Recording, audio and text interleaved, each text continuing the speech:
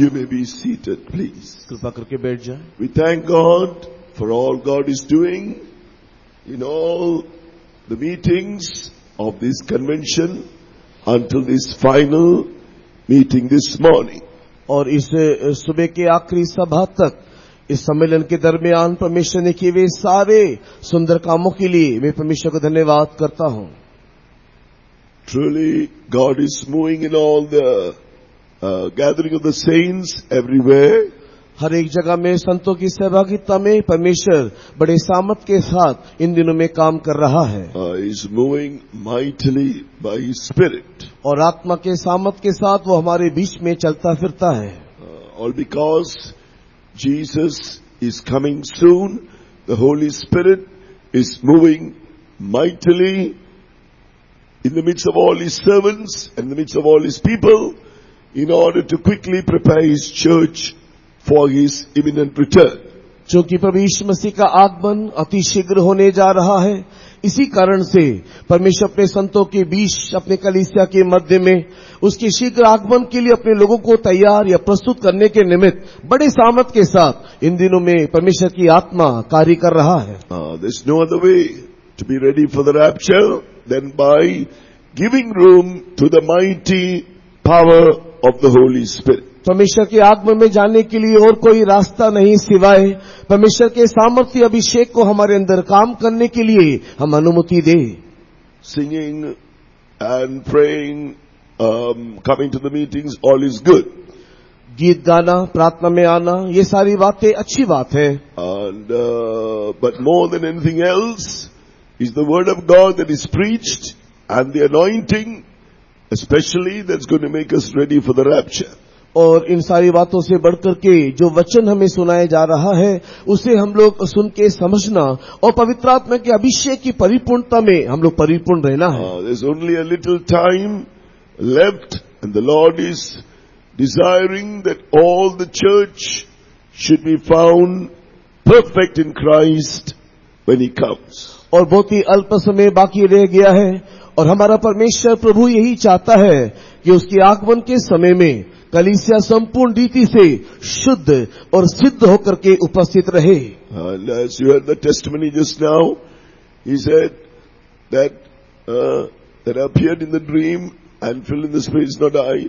Sometimes Jesus shows the saints before the children of God, but He is the one who is actually coming there, but in the form of the saints. और जैसे कि आपने साक्षी में सुना कि उस भाई के दर्शन में या स्वप्न में पास्टर जी आते हैं और उनको आशीष करके देते हैं, वो मैं नहीं था किंतु परमेश्वर ही आप कई बार संतों के रूप में या उसके छवि में आकर के इस प्रकार आशीष दे जाते हैं. When Pastor A.C. Thomas was going to be with the Lord, Pastor M.T. Thomas shared his testimony of the last moments of his life. और पास्टर एस.टी. थॉमस जब प्रभु में जाने को था उसके जीवन के अंतिम क्षणों के बारे में पास्टर एम.टी. थॉमस जब साक्षी साझा कर रहे थे, he was talking to some important pastors like Pastor the leading pastors like Pastor Jacob Ratnasingham and 2 or 3 other pastors about the future of this work. और इस सेवकाई के भविष्य के बारे में उन दिनों में चलाने वाले के विषय में पास्टर जेकब रत्न सिंह और ऐसे कई पास्टरों के संबंध में उसने इस प्रकार कहा. As he ended giving them the counsels, he lifted up his head and said, "Look, Pastor Paul has come. He is calling me. I am going." And he departed. और अपनी सारी सलाहों को देने के बाद अपने बातों के अंत में वो इस प्रकार कहा कि देखो पास्टर पॉल जो है वो मुझे बुला रहे हैं, और इस प्रकार वो इस बात को बोलते समाप्त करते वो प्रभु में चले गए. So it's the Lord Jesus who came and took him to his eternal glory. और ये वो संत के रूप में प्रभु यीशु मसीह आया था और वो उसको उस अनंत महिमा में उन्हें ले गया.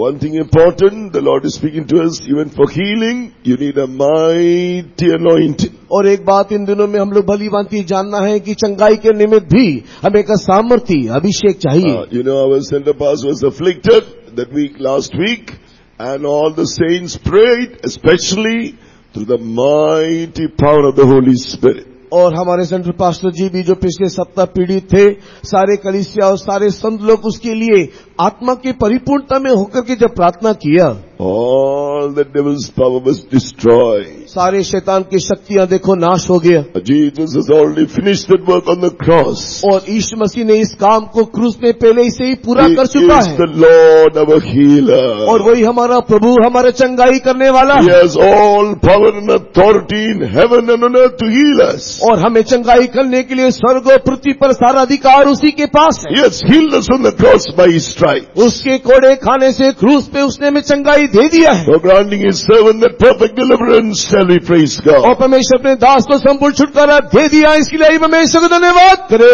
Hallelujah. We praise you, Lord, our healer. We praise you because by your stripes we are healed. You cast out the spirits with your word and heal all who are sick. Thank you, Lord. Thank you, Lord. Thank you, Lord. So, even this morning we are going to rebuke that spirit of sickness a little more because some symptoms are still lingering और अब in इस सुबह के his वक्त में भी, servant's life. अभी भी इस सुबह के वक्त में हम लोग और भी थोड़ा प्रार्थना करते हुए शैतान की उस बीमारी की शक्ति को हम लोग डांटेंगे, क्योंकि अभी भी बीमारी के कुछ लक्षण और चिन्ह दिखाई परमेश्वर के दास में दिखाई दे रहा है। Everywhere there's some prayer box. You have prayer box here? Prayer box here? Prayer request. There's a prayer request box usually in all the conventions. I think the prayer box may be somewhere, maybe in the inquiries. So, all of you may have given so many prayer requests. और सामान्य तौर में सम्मेलनों के दरमियान प्रार्थना निवेदन बक्सा हम लोग देखते हैं, शायद वो बक्सा यहाँ कहीं होगा या पूछताछ स्थान में रखा हुआ होगा, और हम लोग हमारे कई प्रकार के प्रार्थना निवेदनों को उस बक्से में डालते हैं। Some I need of healing. उसमें से कुछ निवेदन चंगाई के निमित्त है। Right now we are going to rebuke every spirit of sickness, not only from His servant's life, but anyone here who is afflicted. और वर्तमान हम लोग उस बीमारी की सारी शक्तियों को डांटने जा रहे हैं, न केवल परमेश्वर के दास के जीवन से, किंतु जितने भी यहाँ पर बीमारी से पीड़ित हैं, सबके जीवन में काम करने हेतु। Prayer with faith, understanding how to claim your healing, is called the effectual fervent prayer of the righteous.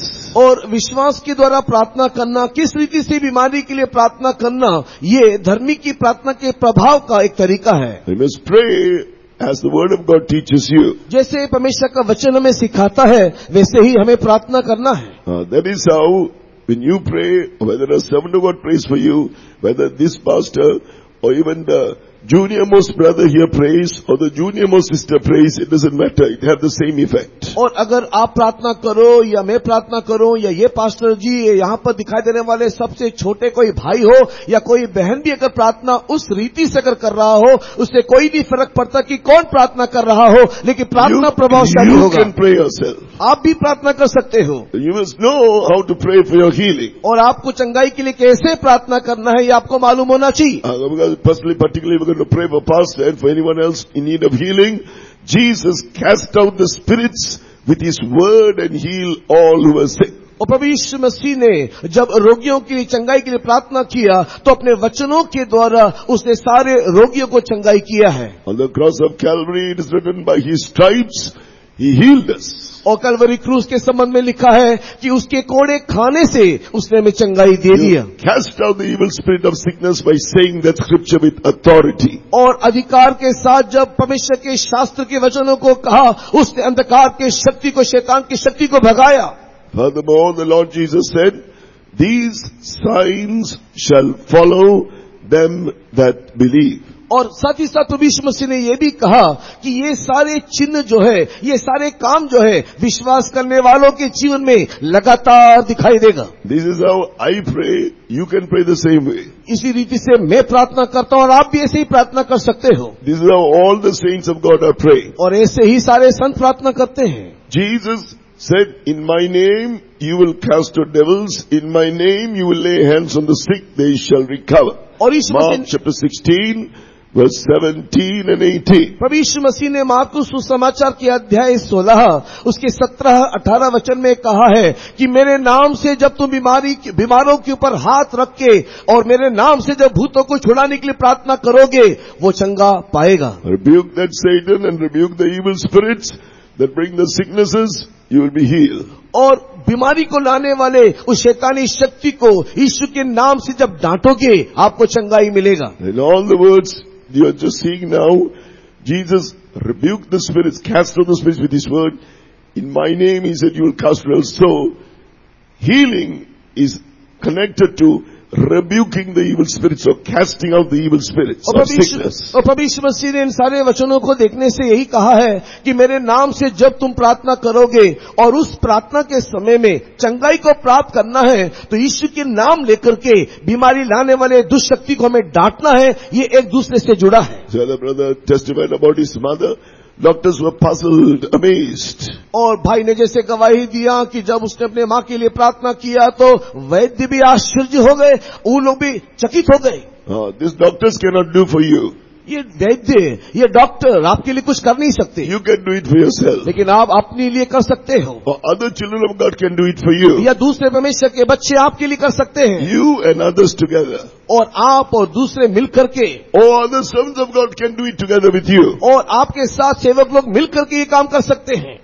So one day Pastor S.B. Ernest was giving a worker study. और एक बार पास्टर S.B. Ernest जब सेवकों की सभा में शिक्षा दे रहे थे, In that he said, you sons of God, the youngest brother here, youngest worker here, you have been given power and authority to cast out devils and to heal all manner of sicknesses. और उसने इस प्रकार एक छोटे सेवक को देख करके उंगली दिखाकर इस प्रकार कहा कि आपके पास परमेश्वर ने सारे रोग बीमारी को दूर करने का अधिकार और सामर्थ परमेश्वर से पाए हो. Know your authority and children of God, believe what his word says. और परमेश्वर उस अधिकार को प्राप्त करते हुए जो प्रभु ने कहा है उस बात को हमें चाहिए कि हम विश्वास करें. Jesus said, for all those who came for healing, according to your faith, be it unto you. और प्रभु यीशु मसीह ने इस प्रकार कहा, जो भी लोग चंगाई पाने के लिए चाहते थे तुम्हारे विश्वास के अनुसार ही हो करके उसने बताया. So whatever I am sharing with you now, if you believe that is what happens, it will happen.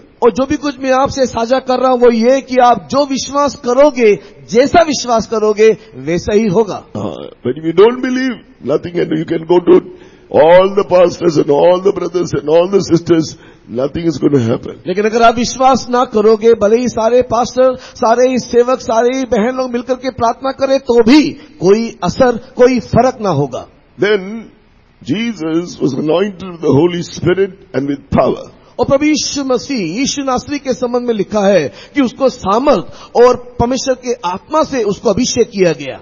He was anointed with the Holy Ghost and power. He went about doing good, healing all that were oppressed of the devil, according to Acts of the Apostles, chapter 10, verse 38. प्रेरितों के काम अध्याय 10 वचन 38 को पढ़कर के देखने के समय में यीशु नासरी के संबंध में इस प्रकार लिखा गया है कि पिता परमेश्वर ने उसे पवित्र आत्मा और सामर्थ से उसे अभिषेक किया और उस अभिषेक के द्वारा वो रोगियों को चंगाई किया, भूतग्रस्त लोगों को छुड़ाया और भलाई करता फिरा. In another scripture, he said in Matthew chapter 12, verse 28, if I cast out devils by the Spirit of God, the kingdom of God is come unto you. मत्ती लिखी सुसमाचार के अध्याय 12 वचन 28 में प्रभु यीशु इस प्रकार कहता है कि यदि मैं पवित्र आत्मा का अभिषेक के सामर्थ्य से इन शैतानों को या भूतों को मैं बाहर निकालता हूं तो देखो परमेश्वर का राज्य तुम्हारे मध्य है.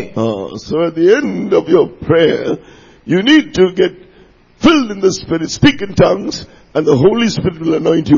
Speak in tongues, believing that through the anointing, He is casting out those spirits and destroying those spirits. और हमें ये सारी बातों को बोलने के बाद, प्रार्थना करने के पश्चात हमें चाहिए कि अंत में हम लोग पवित्र आत्मा का अभिषेक में भर जाए और आत्मा का अभिषेक में भरने के समय में ये सारे शैतान की शक्ति जो बीमारी, रोग, परेशानी लेकर के आता है, आत्मा के सामर्थ्य से वो दूर भागेगा.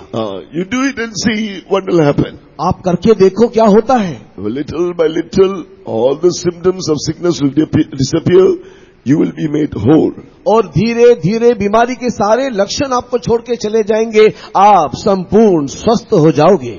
This is called divine healing. और इसी को ईश्वरी चंगाई कहते हैं. Divine healing is not, do not take medicine. That's not divine healing. ईश्वरी चंगाई का अर्थ ये नहीं कि हम बिना औषधि के जीवन बिताए. So divine healing is take the word of God, take the name of Jesus, take the anointing and resist the devil and he will flee That is your healing. और ईश्वरी चंगाई कहने का मतलब परमेश्वर के वचन को लेकर के, परमेश्वर के सामर्थ को लेते हुए, परमेश्वर मसीह के नाम को लेकर के जब हम लोग उसका सामना करके प्रार्थना करते हैं तब मिलने वाली जो चंगाई है उस चंगाई को ही ईश्वरी चंगाई कहते हैं। When you are healed, will you have to eat medicine? You yourself will decide not to. और जब आप चंगाई को You will find no need to eat any medicine. और जब आपको चंगाई मिल जाएगा तब आप खुद ही That is up to समझ you. जाओगे कि आपको और कोई प्रकार की औषधि की जरूरत नहीं है और ये आपके ऊपर ही निर्भर करता है। Some say we teach that you should not go to hospital, you shouldn't eat medicine. You can go to hospital, you can have medicine. If you want healing, this is how you get your healing. It is up to you. और कई संत लोग कहते हैं कि अस्पताल नहीं जाना, आप औषधि नहीं लेना। हम ऐसा नहीं कहते हैं, ये आपके ऊपर निर्भर करता है। लेकिन ईश्वरी चंगाई कैसे मिलता है उसका तरीका हम आपको अभी बता करके दिए हैं। As I said, when you rebuke it in this way, all the symptoms will go. When you have no symptoms, you yourself will decide, I don't need any medicine. और जब आप इस रीति से बीमारी को डांट के प्रार्थना करोगे तो वो बीमारी और बीमारी के सारे लक्षण जो आपके जीवन से चले जाएगा तो आप ही को निर्णय लेना है कि अब आपको औषधि खाना है या नहीं खाना है। We have a pastor, Pastor S.B. Ernest, particularly through whom this truth of divine healing was established. और हमारे पास्टरों में एक पास्टर खास करके पास्टर एसबी अर्नेस्ट हुआ करते थे जिसके द्वारा ईश्वरी चंगाई के इस उपदेश को हमने स्थिर किया है। This is what he told one brother who was an old believer's son, a newly qualified doctor. He went to pastor so discouraged because he couldn't bear the affliction of the sickness and he took medicine. और ये बात ये pastor जी ने एक बहुत ही वरिष्ठ एक बुजुर्ग एक विश्वासी के बेटे को कहा जो एक अच्छे पढ़े लिखे और डॉक्टर भी थे और जो जाकर के उस बीमारी के कष्टों को सह नहीं पाए और आखिर में जाकर के जब उसने औषधि ली। So he did as pastor taught him just like this and he may have given him more scriptures. He said after some time, as pastor said, there were no more symptoms of sickness and I myself decided I did not need to take and I still do not take any medicine, he told me, after now this 28 years since he spoke to me. और अभी उस दिन से वर्तमान 28 साल हो गया है और उसने मुझे ये बात बता करके दिया था कि पास्टर जब मुझे आकर के इन सारे सच्चाई को बता करके दिए कि किस रीति से परमेश्वर के वचन को दाबी करके हम लोग इस चंगाई को प्राप्त करना है और मैंने वैसे ही किया और जब मेरे सारी बीमारी मेरे जीवन से इस लक्षण के साथ चला गया तो मैंने खुद इस बात का निर्णय लिया कि मुझे और कोई औषधि नहीं लेना है, मुझे कोई वैद्य के पास नहीं जाना है। And finally you must understand who Jesus is. और आखिर में हमें इस बात को भली भांति समझ लेना है कि यीशु मसीह कौन है। If you want healing, you must know him as the Lord your healer. और अगर आपको चंगाई चाहिए तो आप उस यीशु मसीह को मेरे चंगाई करता एक चंगाई करता के रूप में मसीह को पहचानना चाहिए। Lord your healer means he has all power and authority in heaven and on earth to heal you. और वो चंगाई करने वाला प्रभु है कहने का अर्थ यह है कि सारे आकाश और पृथ्वी में वो तेरी सारी बीमारी से तुझे चंगाई करने का अधिकार रखता है। And on Calvary, furthermore, he destroyed that Satan who is the head of all the evil spirits, and he destroyed all the evil spirits according to Hebrews chapter 2 verse 14. और इब्रानी की किताब दूसरा अध्याय के 14 वचन के आधार पर आगे बढ़ करके यीशु मसीह ने कलवरी क्रूस पर शैतान को जो सारे भूत प्रेत और शैतानी शक्तियों का अधिपति है उसके सिर को उसने कुचल डाला और उसको संपूर्ण रीति से नाश कर दिया। And you must know the meaning in Greek. Hebrews chapter 2 verse 14. Destroyed in Greek means reduced to zero. Satan has been reduced to zero. इब्रानी की पत्री अध्याय 2 उसके वचन 14 में जो उस शैतानी शक्ति को नाश कर दिया करके जो लिखा है उस ग्रीक भाषा के अनुवाद के अनुसार देखने से उसका अर्थ ये बनता है कि उसको इस रीति से घटा दिया कि लगभग वो संपूर्ण रीति से वो शून्य हो गया। Another meaning for the word destroyed in Greek is rendered powerless or made powerless. और यूनानी भाषा में उसका और एक अर्थ बनता है और वो ये कि उसको संपूर्ण रीति से शक्तिहीन कर दिया। So Satan and all these evil spirits of sicknesses that afflict us have been destroyed, reduced to zero and rendered powerless. और ये सारी शैतानी शक्ति, दुष्ट आत्मा की शक्तियां जो रोग बीमारी समस्या हमारे जीवन में लेकर के आता है, कलवरी क्रूस में प्रभु यीशु मसीह ने उसे शून्य कर दिया, शक्तिहीन कर दिया। But the Bible says we have to never believe this. Resist the devil, steadfast in the faith, and he will flee from you. और धर्मशास्त्र आगे हमें ये सिखाता है कि हमारे सारी बीमारी के समय में हमें विश्वास में दृढ़ रहते हुए उस शैतान का सामना करना है, तब वो तेरे सामने से भाग खड़ा होगा। First take the name of Jesus, the Lord, our healer, as the one having all power and authority in heaven and earth to heal us. सबसे पहले हमें उस यीशु मसीह का नाम लेना है जो स्वर्ग और पृथ्वी पर सारे संघाई करने का शक्ति और सामर्थ्य रखता है। Then you tell the devil and all these evil spirits, through Jesus' death on Calvary, you have been destroyed, reduced to zero, rendered powerless. I tell it to you in the authority of Jesus' name. और उसके बाद आप इस रीति से शैतान को चुनौती देते हुए बोलना चाहिए कि हे शैतान, तेरे सारे शक्तियों को यीशु मसीह ने कलवरी क्रूस में शून्य कर दिया, तुझे शक्तिहीन कर दिया, और ये बात कलवरी में मरे हुए प्रभु यीशु मसीह के नाम से मैं तुझे सुनाता हूँ। Then you resist the devil in the name of, with the word of God, in the name of Jesus, and by the power of the Holy Spirit. और उसके बाद परमेश्वर के पवित्र नाम से और परमेश्वर के वचन से और आत्मा से हम उसका सामना करना चाहिए। When you do that, all the demons will flee, especially the last part of the anointing. Believe His word and speak in tongues. और इस रीति से अंत में अन्य भाषा में बातें करते हुए पवित्र आत्मा का अभिषेक में भरने के समय में आपको संपूर्ण छुटकारा मिलेगा। As you believe the word and again speak in tongues, the Holy Spirit will anoint you more.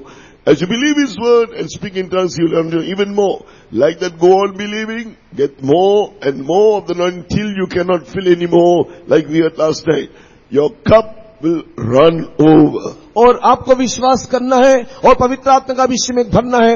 जब आप पवित्र आत्मा का अभिषेक में भरोगे, वो और भी आपके विश्वास को बढ़ाएगा, तब और भी आत्मा में भरना है, और भी विश्वास को बढ़ाएगा। इस रीति से आत्मा में भरते भरते, विश्वास में भरते भरते इतना आत्मा का अभिषेक की परिपूर्णता में परिपूर्ण हो जाना है कि और सहने की शक्ति ना हो, तब हमारा कटोरा उमड़ने के समान दिखाई देगा, जैसे बीते रात हम लोगों ने अनुभव किया था। With that fullness of that power, it will be destroyed. और उस शक्ति के सामर्थ की परिपूर्णता में सारी शक्ति नाश हो जाएगी।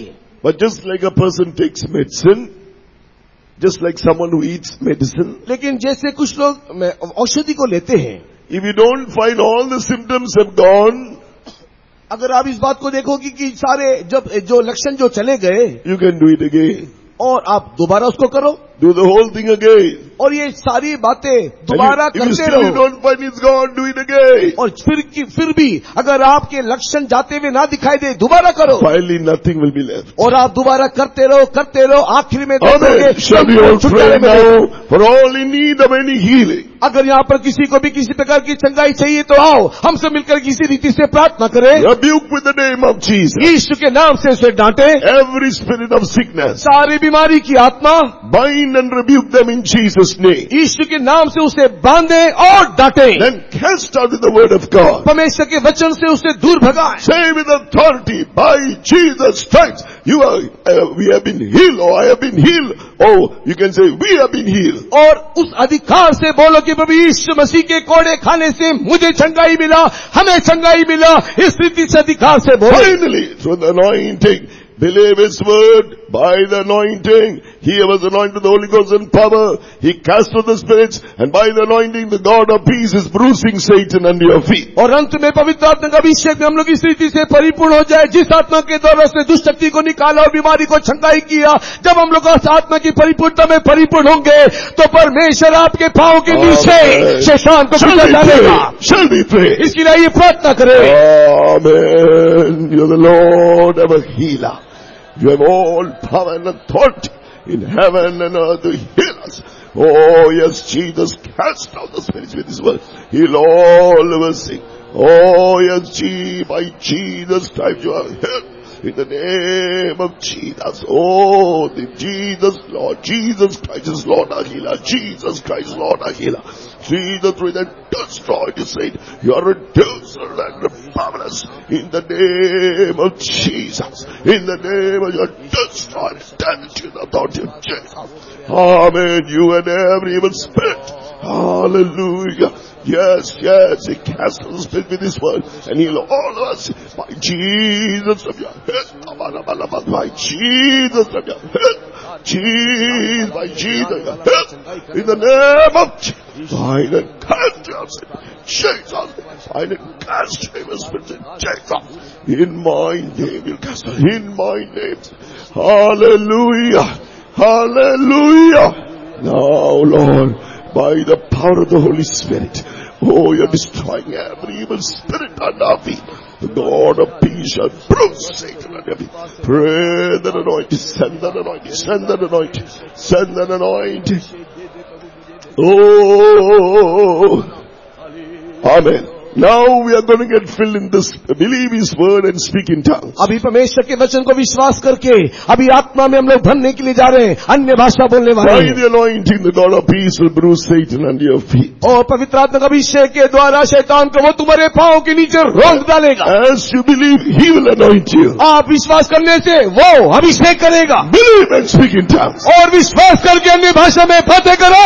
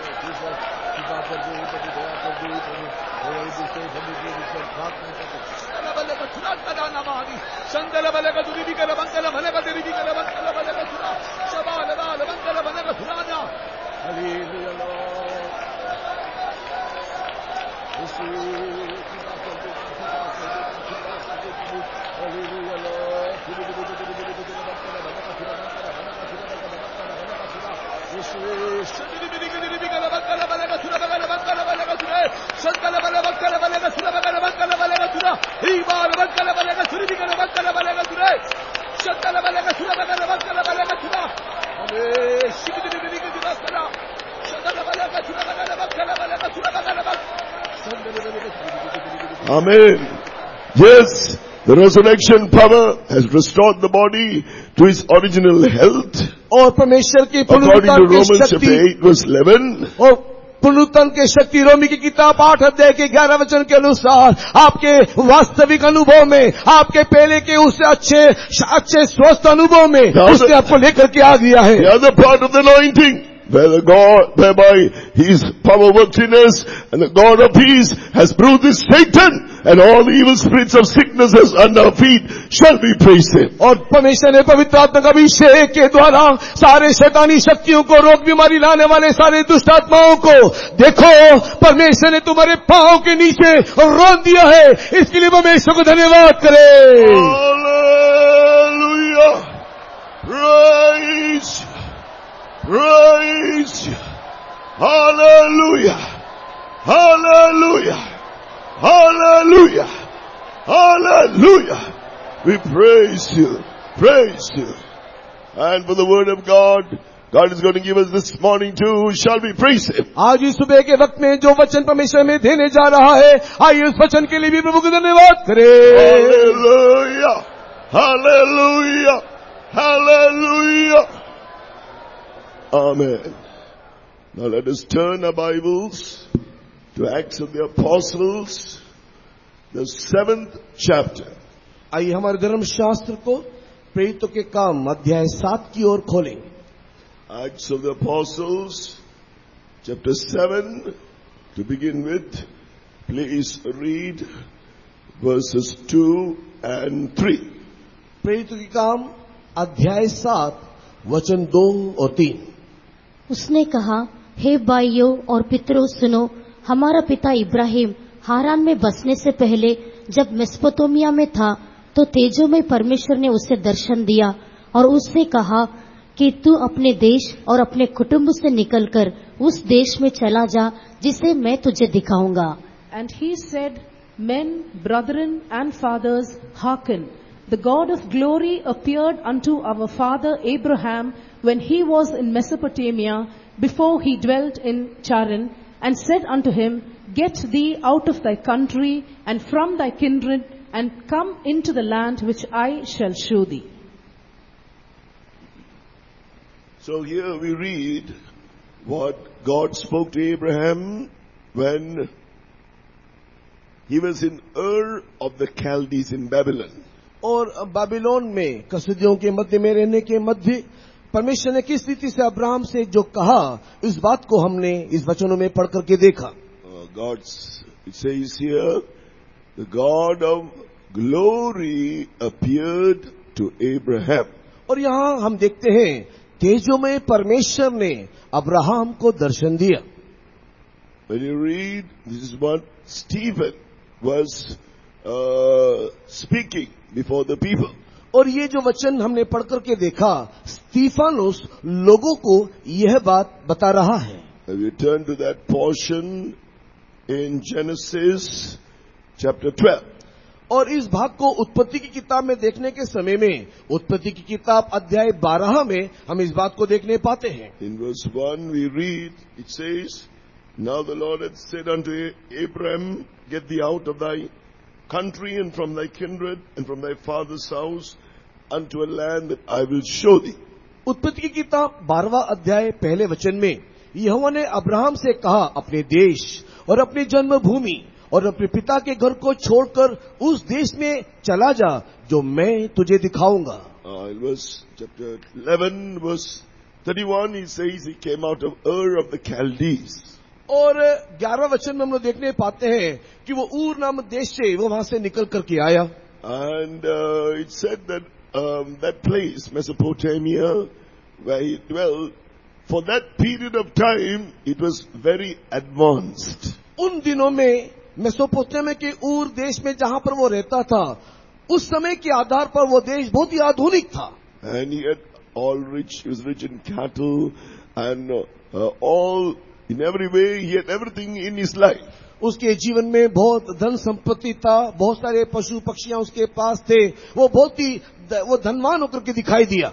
So, for him to leave all that he is already was experiencing in that land, there must be something extraordinary to draw him out of that land.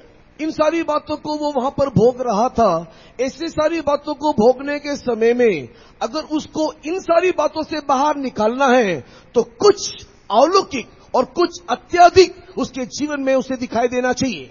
So because God appeared to him as the God of glory, that glory attracted him to God.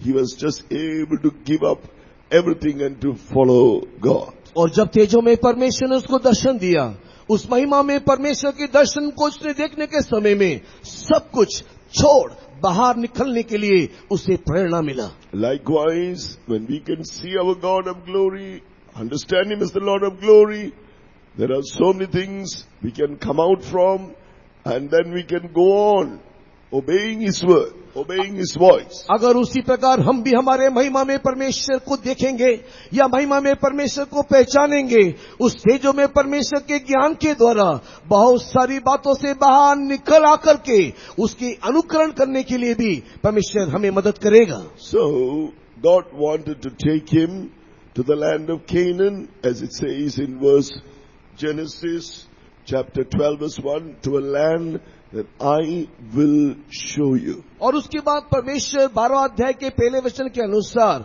जो देश मैं तुझे दिखाऊंगा वो कनान देश की ओर परमेश्वर उसे ले जाना चाहा. So obviously he had to come out from that country.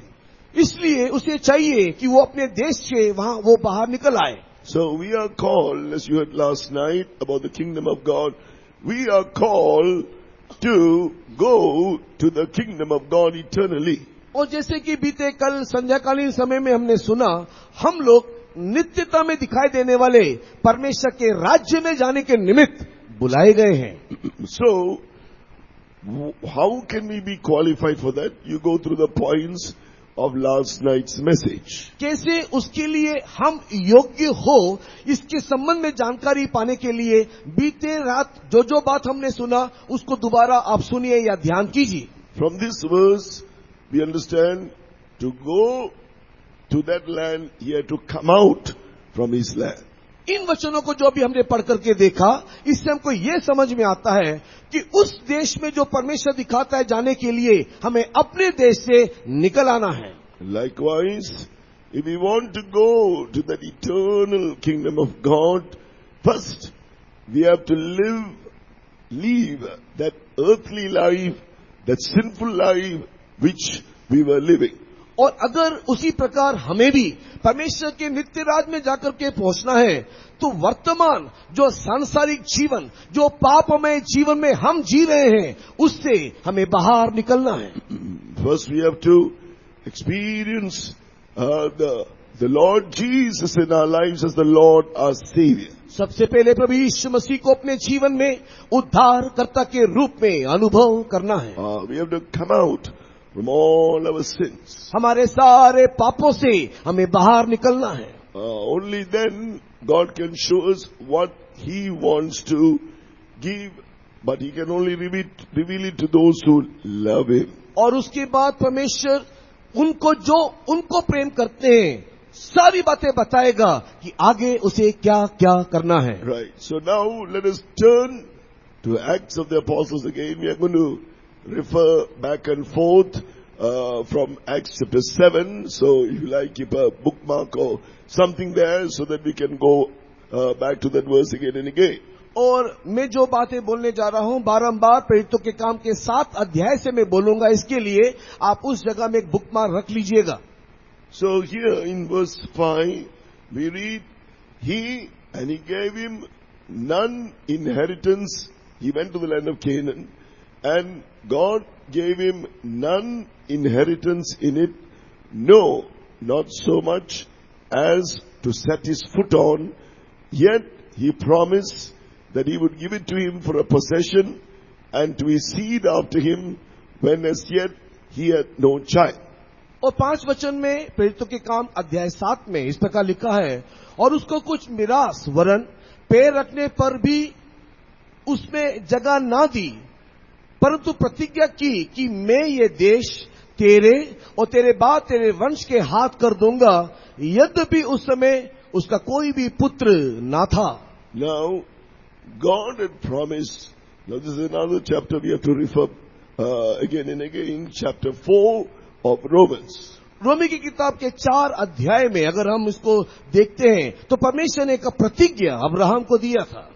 God promised him, he said, before even he had the son or the child, son of promise, or the child whom God promised to give him, और प्रतिज्ञा की उस पुत्र को प्राप्त करने से पहले परमेश्वर ने अब्राहम से वायदा किया था।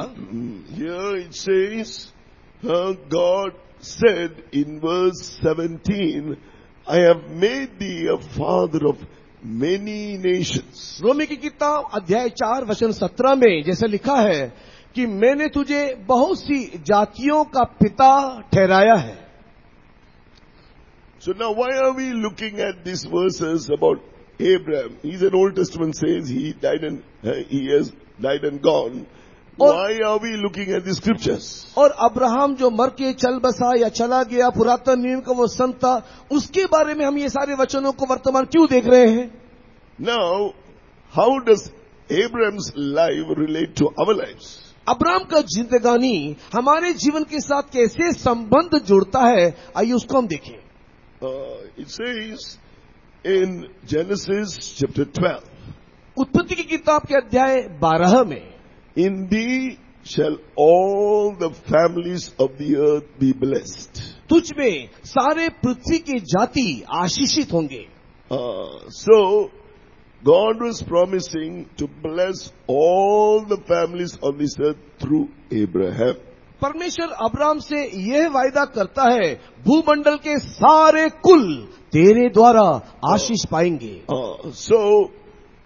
So how does this come to pass in our lives? हमारे जीवन में ये कैसे होगा?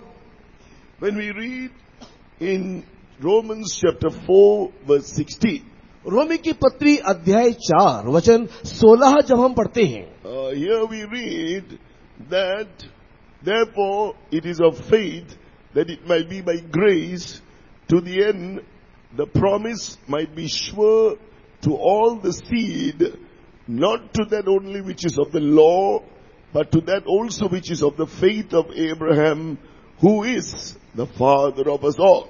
और रोमी की किताब अध्याय 4 वचन 16 में, इसी कारण वह विश्वास के द्वारा मिलती है कि अनुग्रह की रीति पर हो कि प्रतिज्ञा सब वंश के लिए दृढ़ हो, न केवल उसके लिए जो व्यवस्था वाला है, वरन उनके लिए भी जो अब्राहम के समान विश्वास वाले हैं, वही तो हम सब का पिता है। Now this promise is saying is to all, that to all the seed, not only to that which is of the law, but to that also which is of the faith of Abraham. और यहां पर वचन में लिखा हुआ है कि ये प्रतिज्ञा न केवल व्यवस्था वालों के लिए या व्यवस्था वालों उस वंश के लिए, किंतु विश्वास के द्वारा विश्वास करने वालों के लिए भी, सब के लिए भी ये वायदा है। Through Abraham, God gave the promised son Isaac. Through Isaac, Jacob and Esau were born. Jacob received the blessing of the firstborn. The lineage, the posterity or the descendants will continue with the blessing of the firstborn to the next generation. Through Jacob, the 12 patriarchs were born, and that is how Israel is formed. और हम लोग देखते हैं कि Abraham से परमेश्वर ने इसहाक को आशीष किया, इसहाक के बाद याकूब को पहलोटा का या ज्येष्ठ अधिकार मिला या उसकी आशीषें मिली, और उस आशीष उस जेकब के द्वारा उसके 12 पुत्र हुए, और ये 12 पुत्र याकूब के 12 गोत्रों करके दिखाई दिए, और इस रीति से ये इजरायली होकर के बदल गए या आज इजरायली होकर के दिखाई दे रहे हैं। That is, to them through Moses was given the law, through Moses God gave the law to the Israelites. They are the seed which is called after the law. और ये मूसा की तरह व्यवस्था पाया, और मूसा की तरह ये वंशधर व्यवस्था पाने के कारण ये लोग व्यवस्था वाले कहलाए गए। But here there's another seed through the faith of Abraham. लेकिन यहाँ पर एक दूसरा वंशज के बारे में लिखा है जो अब्राहम के विश्वास पे जुड़ा हुआ है। This seed is a spiritual seed. और ये वंश एक आत्मिक वंश है। Through faith, this we are becoming those who are of the faith of Abraham through this spiritual seed. और अब्राहम के समान विश्वास करने के द्वारा हम उसके आत्मिक वंशज होकर के बदल जाते हैं। Who is this seed? और ये वंश कौन? Galatians the 3rd chapter. Galati की पत्री अध्याय 3। Galatians the 3rd chapter, reading verse 16, it says, now to Abraham and his seed were the promises made.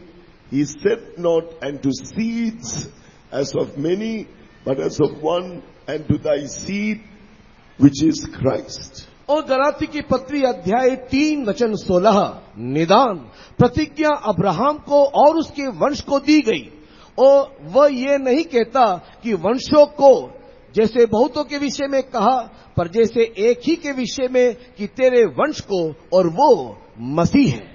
So, to come under that seed of Christ, we must be of that faith of Abraham. अगर हमको मसीह के उस वंशज में आना है, तो हम लोग उस अब्राहम का विश्वास को हम लोग पाना है। Right. When you read Matthew's Gospel, chapter 1.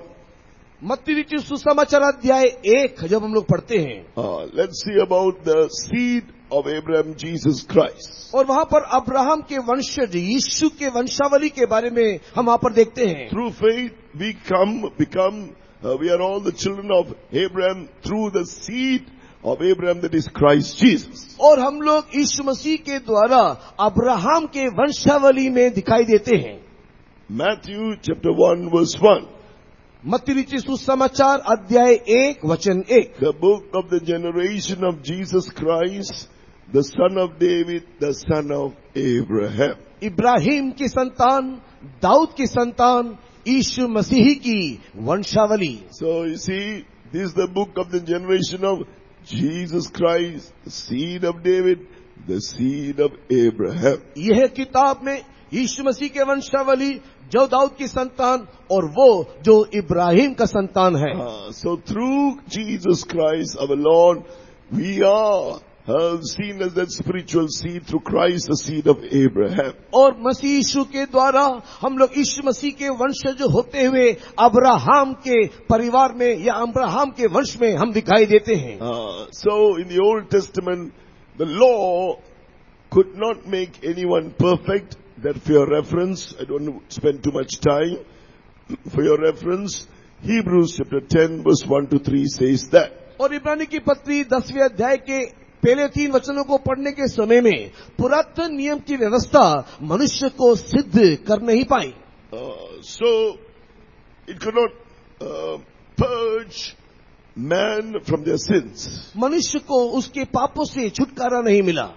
So therefore, Jesus came as a seed of Abraham, that spiritual seed. और इसी के लिए प्रभु यीशु मसीह अब्राहम के वंशज में एक आत्मिक होकर के वो जन्म लेता है। Now what do we have to do to become those of the faith of Abraham, to come under the seed of Abraham, Christ the Lord?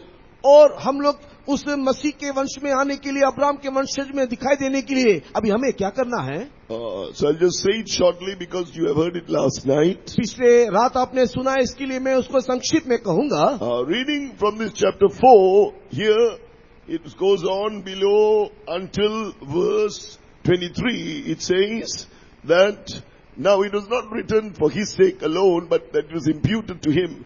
But for us also, to whom it shall be imputed if we believe on him that raised up Jesus our Lord from the dead, who was delivered for our offenses and was raised again for our justification. और 23 वचन को पढ़ने के समय में, और ये वरन कि विश्वास उसकी धार्मिकता गिना गया, न केवल उसी के लिए लिखा गया, वरन हमारे लिए भी, जिनके लिए विश्वास धार्मिकता गिना जाएगा, अर्थात हमारे लिए जो उस पर विश्वास करते हैं जिसने हमारे प्रभु यीशु मसीह को मरे हुए में से जिलाया। I must believe for my sins, Jesus died in my place, taking my sins and bearing the judgment of God on the cross. और हमें इस बात को विश्वास करना है कि प्रभु यीशु मसीह मेरे पापों को लेकर के कलवरी क्रूस में मरा, और वो हमारे सारे पापों को उसने वहीं पर उसने गाड़ दिया, और वो मर के फिर जी उठा। He died and rose again.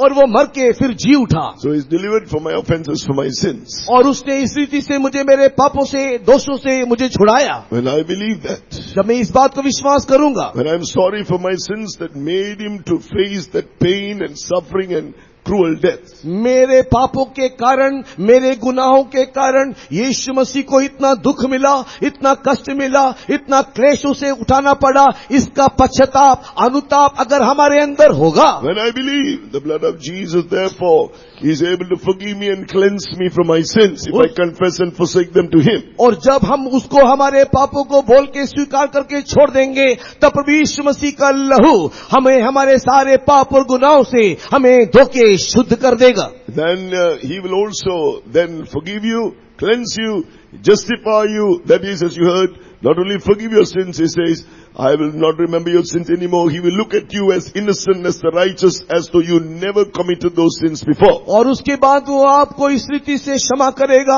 आपको शुद्ध करेगा और आपको धर्मी बनाएगा। जैसे कि बीते कल हम लोगों ने सुना था कि जब परमेश्वर किसी को धर्मी बना देता है तो न केवल उसके पाप को क्षमा करता है, किंतु वो ऐसे उसे भूल जाता है मानो इस व्यक्ति ने कभी जीवन में कोई पाप ही ना किया हो। In the Old Testament law, they had to do so many works. पुरातन नियम में देखने से इस प्रकार की धार्मिकता को पाने के लिए कई क्रियाओं को उन्हें करना पड़ता था। As you read just now in Romans chapter 6, 4 verse 16, it is of grace, no more of works. You have not done anything, I have not done anything. Jesus has done it on the cross. Just believe and repent and confess your sins, it's done. और नए नियम में देखने के समय में रोमी की किताब 4 अध्याय के 16 वचन के आधार पर हमें कुछ करने की जरूरत नहीं है, बस केवल अपने गलतियों को मानना है, यीशु को विश्वास करना है और उसके लिए अपने आप को समर्पण करना है।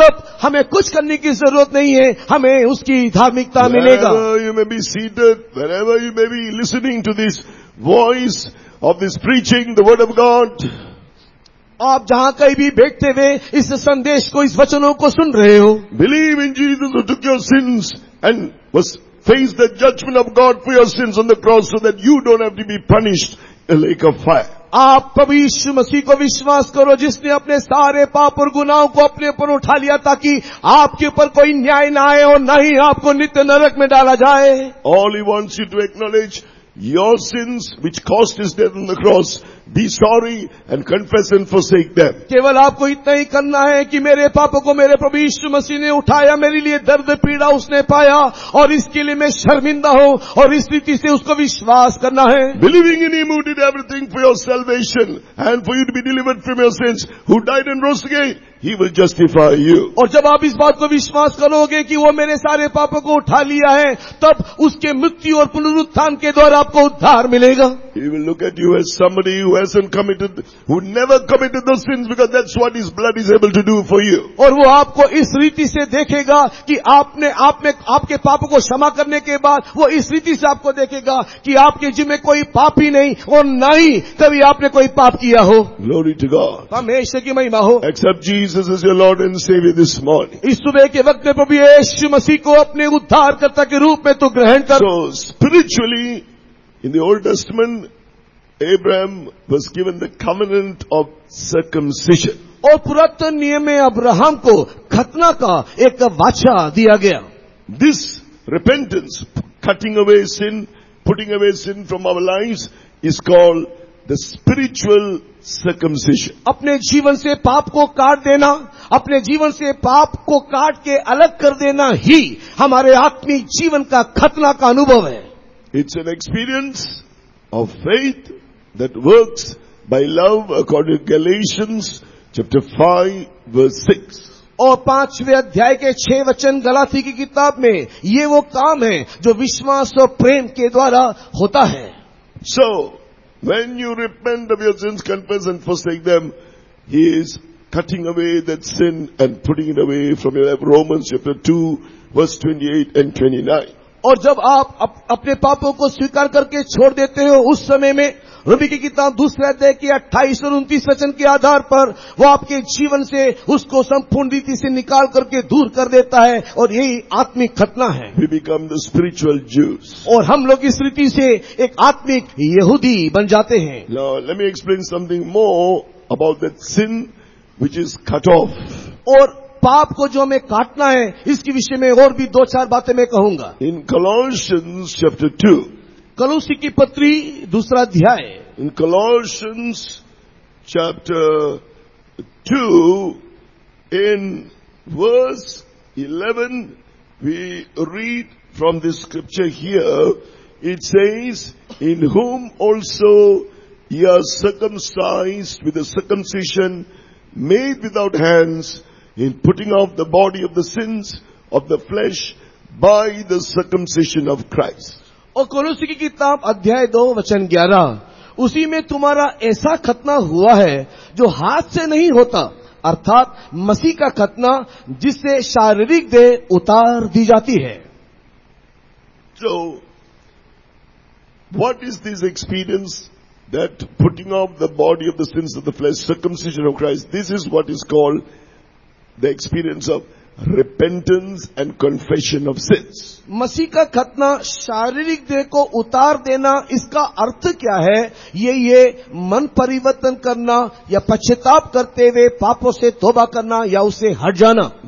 So, first of all, there must be a conviction, a pain, a conviction that we have committed these particular sins. God must convict us of our sins. सबसे पहला इस अनुभव को प्राप्त करने के लिए हमारे अंदर एक पीड़ा, एक दर्द, एक दोषानुभूति होना चाहिए कि मैंने जीवन में इस प्रकार के पाप या गलती किया है। That's what in Acts chapter 2 verse 37 says they were convicted. pricked, as though they are pricked in their hearts. और इसी कारण से प्रेरितों के काम अध्याय 2 वचन 37 में लिखा है कि जब उनको अपनी गलती का एहसास हुआ तब उनका हृदय छिद गया करके लिखा है।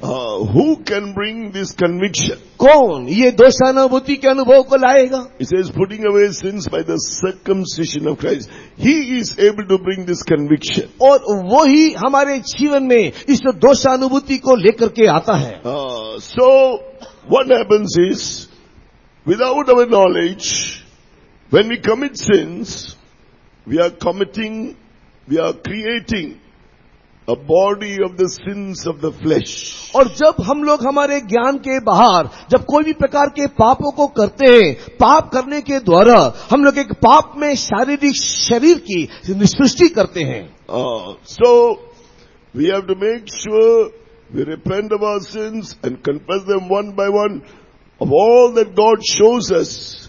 Then it is that we are able to put away this body of the sins of the flesh. और हमको क्या करना है, एक एक पाप को, गुनाहों को हम लोग ध्यान करते हुए हम लोग उसके लिए अनुताप और पश्चाताप करके परमेश्वर के सम्मुख में आने से मसीह यीशु के अनुग्रह के द्वारा वो उस शारीरिक देह से जो पाप का देह है उससे हमको अलग करेगा। All the sins we committed through our actions. सारे वो पाप जो हमारे क्रियाओं में हमने किया है। Now how am I going to find it out, you may ask? और मैं कैसे उसको देखूं, कैसे उसको ढूंढूं, आप पूछ सकते हो। According to Jeremiah chapter 17.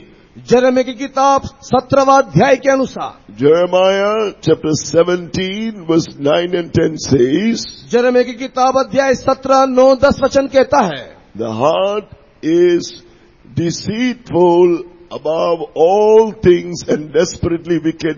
Who can know it? Verse 9.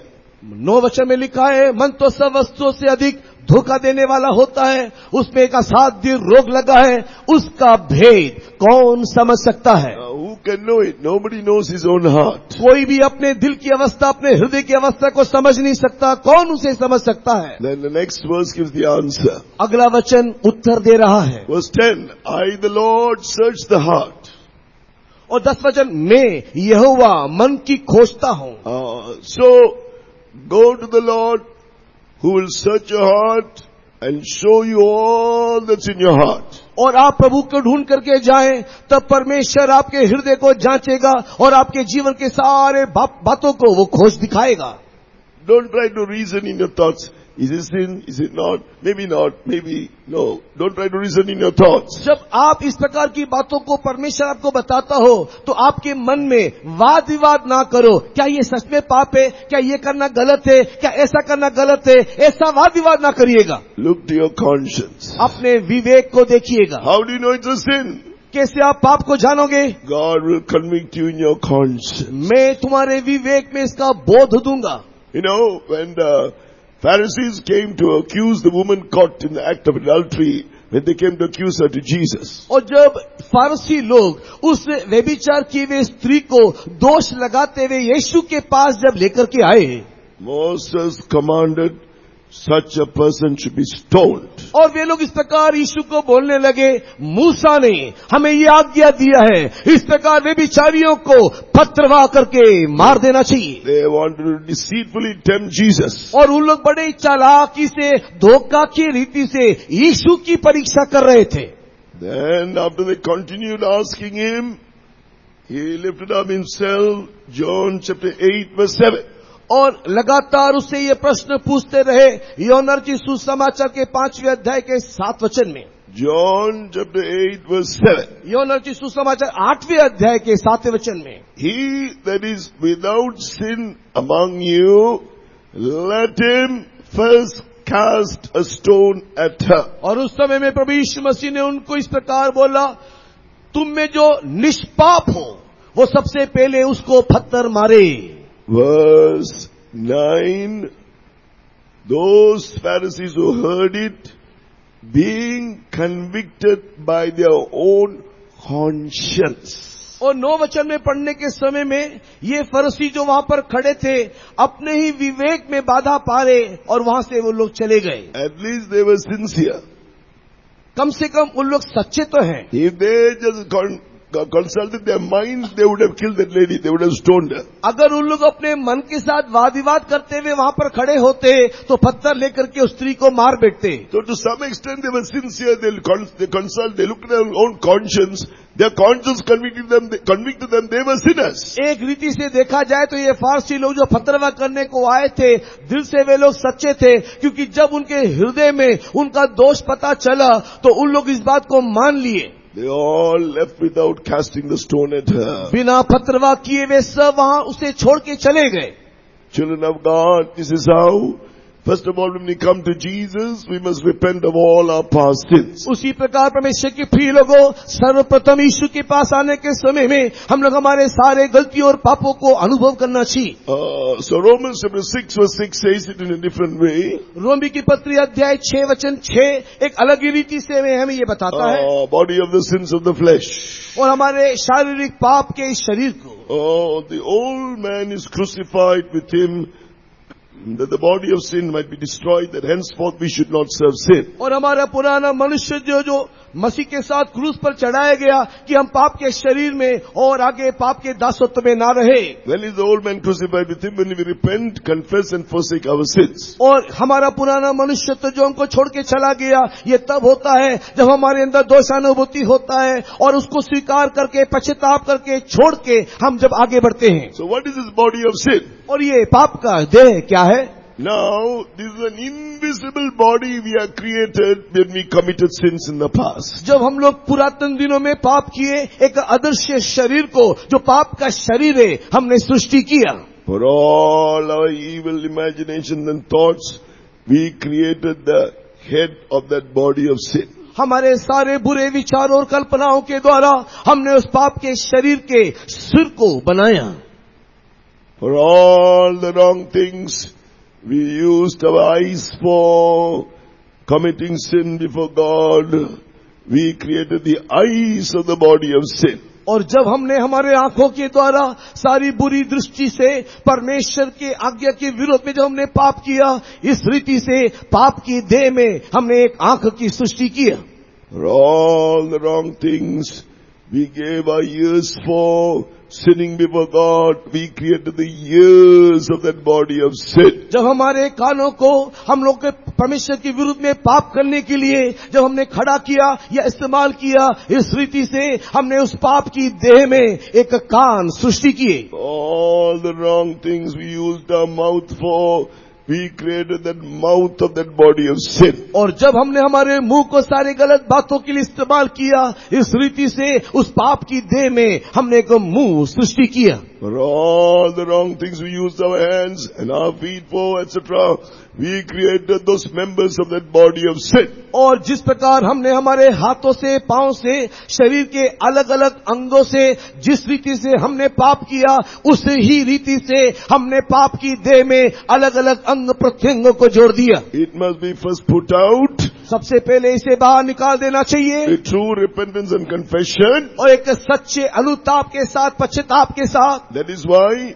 this body then has to be buried in the waters of baptism. इसी के लिए चाहिए कि इस शरीर, इस पाप में शरीर को पानी के बपतिस्मा के माध्यम से उसको हम गाड़ दें, समाधि दें. There it is destroyed. और वहां पर वो संपूर्ण रीति से नाश हो जाता है. But those who have not repented of their sins, the body of sin will trouble them.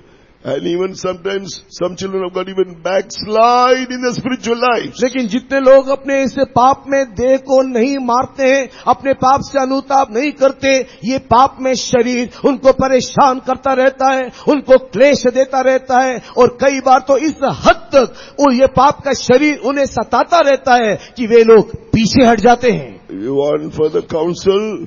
Go and see the senior sons of God, sisters. See the senior sons of God, brothers. Go and see the senior sons of God.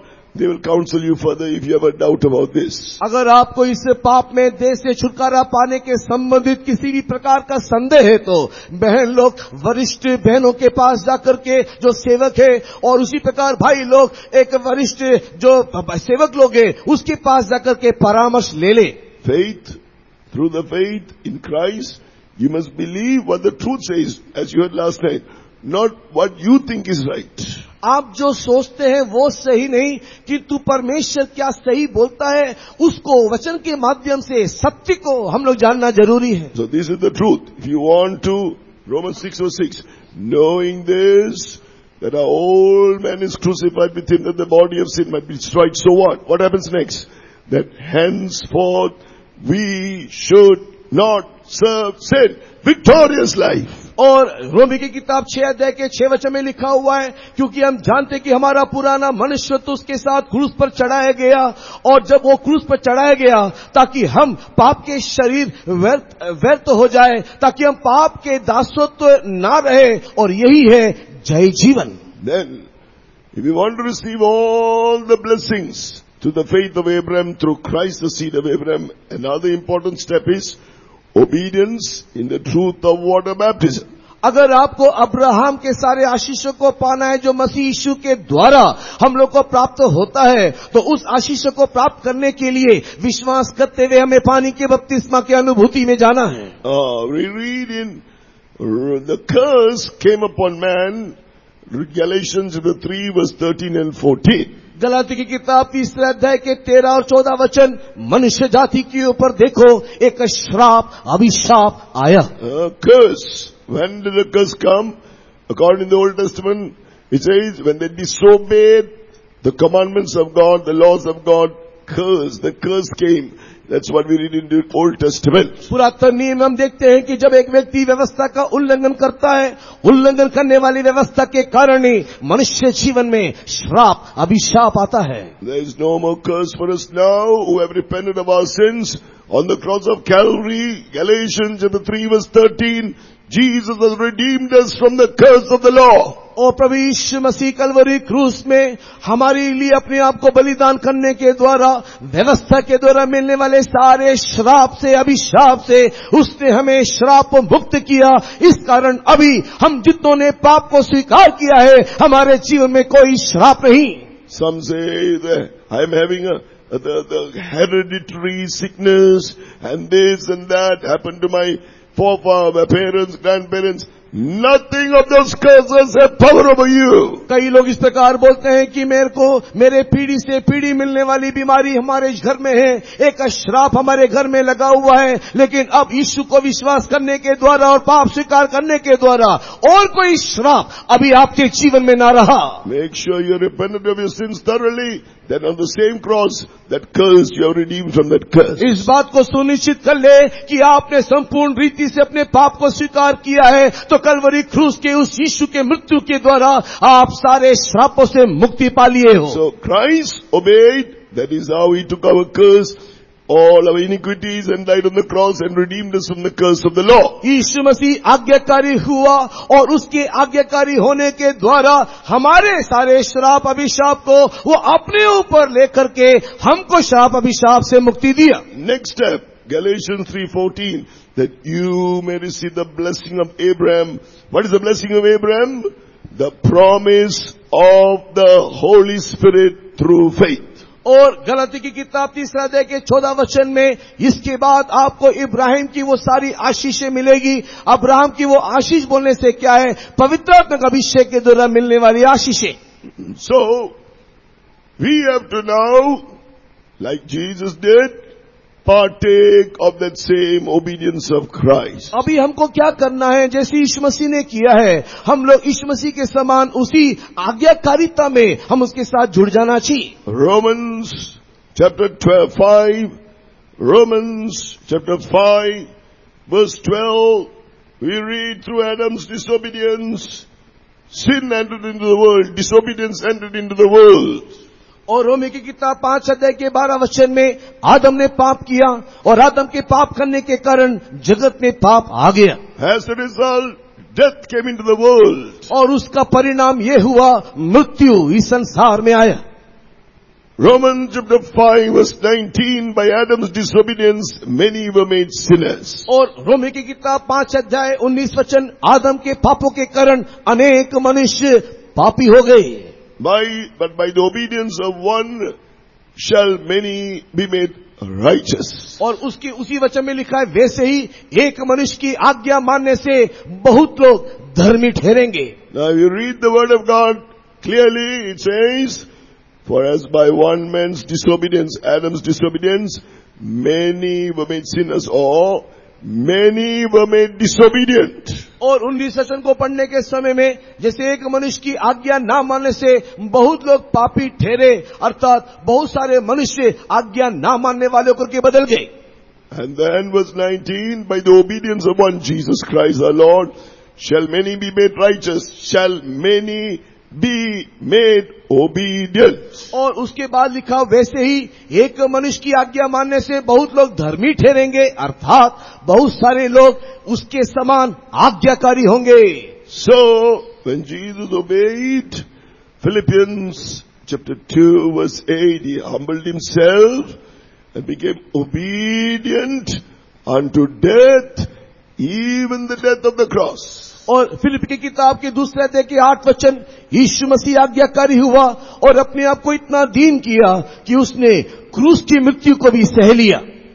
Now, Jesus gave himself on the cross when he died, after fulfilling all the will of God, having perfected the will of God, he died on the cross. और प्रभु यीशु मसीह पिता की सारी मर्जी को, उसकी सारी इच्छाओं को संपूर्ण रीति से पूर्ण करने के बाद वो कलवरी क्रूस में अपने आप को दे दिया, वो वहां पर मर गया. When he died on the cross, he gave himself, Romans chapter 8 verse 3, he gave himself as an offering for sin, or he gave himself as a sacrifice for sin. और प्रभु यीशु मसीह ने अपने आप को कलवरी क्रूस में दे दिया. रोमी की किताब 8 अध्याय के 3 वचन के अनुसार उसने अपने आप को पाप के लिए आहुति स्वरूप, पाप के लिए अपने आप को एक बलि स्वरूप उसने अपने आप को दे दिया. In the English Bible, he gave himself for sin. No, he gave himself as a sacrifice for sin. और वहां पर लिखा है कि पाप के बलिदान के लिए अपने आप को उसने दे दिया. Or as an offering for that sin. Sin in the singular tense speaks of the sinful, disobedient nature. और यहाँ पर पाप के लिए अपने आप को दे दिया, वो एक वचन में उस पाप के अनाज्ञाकारिता को दिखाता है. So, in other words, we understand he gave himself as a perfect, in one translation, as an atonement for sin. और अनुवाद के अनुसार देखने से उसने अपने आप को एक आहुति स्वरूप, एक बलिदान स्वरूप अपने आप को दे दिया. Sin in the singular tense here speaks of the disobedient nature. और पाप को एक वचन के अनुसार हमारे अनाज्ञाकारी स्वभाव को दिखाता है. Gave himself as a perfect atonement for that sinful, disobedient nature. हमारे पाप में अनाज्ञाकारिता के उस स्वभाव के लिए एक सिद्ध बलि होकर के उसने अपने आप को दे दिया. To atone means to cancel. और उसको प्रायश्चित करके दे दिया कहने का अर्थ उसको संपूर्ण रीति से रद्द करने के लिए दे दिया. Thereby, for those who believe in this perfect atonement of Christ on the cross and partake of that same obedience, और जितने भी लोग प्रभु यीशु मसीह के कलवरी क्रूस के बलिदान को विश्वास करते हैं और उसके आज्ञाकारिता में सहभागी होते हैं, that disobedient nature in their life is cancelled. उनके जीवन में दिखाई देने वाले अनाज्ञाकारी स्वभाव संपूर्ण रीति से रद्द कर दिया जाता है, कैंसिल कर दिया जाता है. Faith in his obedience, perfect obedience, you are partaking of his obedient nature. विश्वास के द्वारा आप उसके आज्ञाकारिता के स्वभाव में शामिल हो जाते हो. That is how his obedient nature becomes ours. इस रीति से उसकी आज्ञाकारी स्वभाव अब हमारा आज्ञाकारिता बन गया. Through the faith of Abraham, that's what it says. और ये अब्राहम के उस विश्वास के द्वारा हुआ, यही कलाम कहता है. We don't take baptism every day, only once. हम लोग हर दिन बपतिस्मा नहीं लेते किंतु जीवन में एक ही बार. But spiritually we must be taking baptism every day. किंतु आत्मिक तौर से,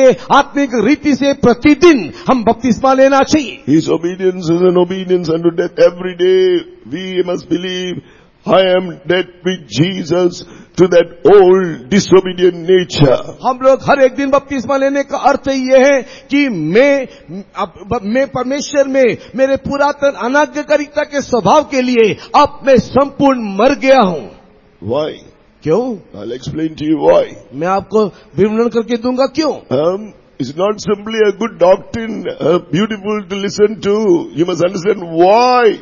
We must reckon ourselves dead indeed to sin. केवल ये सुनने के लिए कि एक अच्छा उपदेश है, केवल नहीं, हम उसे जानना चाहिए कि क्यों, ताकि हम पाप के लिए मरने जाना है. All these are steps to go to the eternal kingdom of God. ताकि हम लोग परमेश्वर के राज्य में इन सारे कदमों में बढ़ते बढ़ते पहुंच जाएं. Romans chapter 6 verse 7, when you say, I am dead with Jesus, dead to that disobedient nature of sin. Romans chapter 6 verse 7, you are freed from the disobedient nature. He sets you free.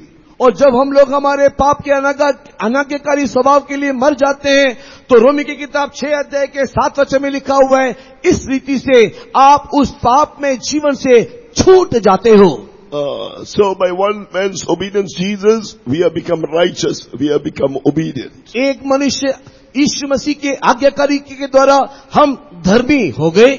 So in Romans chapter 6 verse 4, we are buried with him by baptism into death, that like as Christ was raised from the dead by the glory of the Father, we should also walk in newness of life. और जिस प्रकार रोमी की किताब 6 के 4 में लिखा हुआ है, हम मसीह यीशु के साथ पानी में बपतिस्मा में उसके साथ गाड़े गए, और जिस रीति से प्रभु यीशु मसीह मरे हुए में से जी उठा, वैसे ही हम उस बपतिस्मा के अनुभव से या पानी से बाहर निकल के आने के बाद मसीह में एक नई जीवन की सी चाल चलना चाहिए. When you partake of this truth of baptism, you'll receive the blessing of Abraham, the promise of the Holy Spirit. बपतिस्मा लेने के द्वारा अब्राहम की उस आशीषों को हम लोग विश्वास के द्वारा प्राप्त करते हैं. Jesus was raised by the power of the Holy Spirit, the glory of the Father. और प्रभु यीशु मसीह पवित्र आत्मा के शक्ति के द्वारा परमेश्वर की महिमा से जी उठा. You will be raised spiritually by the baptism of the Holy Spirit. वैसे ही आप भी पवित्र आत्मा का अभिषेक के द्वारा जिलाए जाओगे. Raised to be seated with Christ in heavenly places. और इस रीति से जिलाए जाते हुए स्वर्गीय स्थान में मसीह यीशु के साथ आप बैठोगे. Those who have not received the Holy Spirit, though you have taken baptism. आप बपतिस्मा लेने के बावजूद जितनों ने पवित्र आत्मा का अभिषेक को नहीं पाया. Romans chapter 6 verse 5. रोमी के पत्री अध्याय 6 वचन 5. If you are planted in the likeness of his death, you shall also be in the resurrection. If you are planted in the likeness of his death, likeness of his death is part of baptism, you shall also be in the likeness of the resurrection. You will receive the baptism of the Holy Spirit. और 5 वचन में लिखा हुआ है कि अगर तुमने मृत्यु की समानता में उसके साथ जुट गए हो, तो निश्चय उसके जी उठने की समानता में भी जुट जाओगे. मृत्यु में उसके साथ जुट गए कहने का मतलब पानी का बपतिस्मा, तो निश्चय उसके साथ जी उठने में भी जुट जाओगे कहने का अर्थ निश्चय आप पवित्र आत्मा का अभिषेक पाओगे. Now speaking about the eternal kingdom of God, और अनंत परमेश्वर के राज के संबंध में बोलने से, this is how Romans chapter 6 verse 5 also reads. और यही बात रोमी की किताब 6 के 5 इस प्रकार कहता है. For if we have been planted together in the likeness of his death, यदि हम मृत्यु में उसके समानता में जुट गए हैं. In the word in the likeness of his resurrection, in the likeness is in italics. It's not there in the original. Only to give a clear meaning, it is added. और यहाँ पर लिखा है कि उसके जी उठने की समानता में भी हम जुट गए. ये एक स्पष्ट समझने के लिए इस प्रकार लिखा गया है. In Hindi Bible it not be in italics, but in English Bible is in italics. और हिंदी में ऐसा नहीं, लेकिन slanted. इंग्लिश में पढ़ने के टाइम उस भाग को इटैलिक रीति में उसको लिखा गया. So this is how this word should read. If we have been planted together in the likeness of death, we shall be also in the resurrection, in the rapture. और यहाँ पर इस रीति से हम इसको पढ़ लेना चाहिए कि यदि हम उसकी मृत्यु की समानता में उसके साथ जुट गए हैं, तो निश्चय उसके साथ हम लोग आगमन में उठा लिए जाने के लिए भी जुट जाएंगे. Anyone who has not received the Holy Spirit, you believe it, claim it, you will receive the Holy Spirit. अगर यहाँ पर ऐसा कोई भी जो पवित्र आत्मा का अभिषेक नहीं पाया है, आप दावा करके, आप मांग करके उसे ले लेना चाहिए.